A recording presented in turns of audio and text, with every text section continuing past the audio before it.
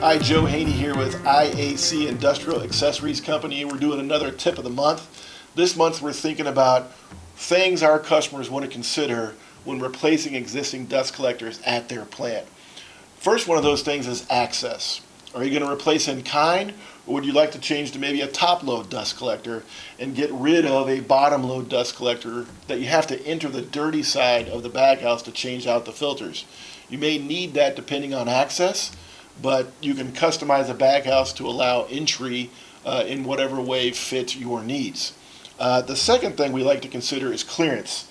There are standard clearance lengths for the baghouse below the hopper, but depending on your takeaway system, the equipment you're trying to fit in there, all those kind of features can be changed depending on the individual need of your baghouse.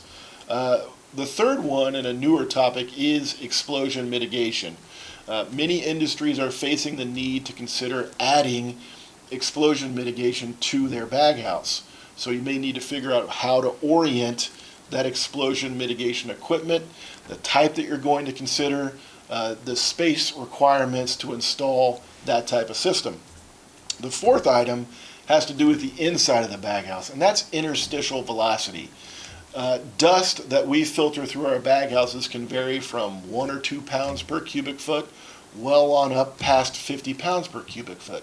And that has a significant impact on how we design our baghouses. So you can improve design by considering those factors maybe more than you did on the piece of equipment that you're replacing.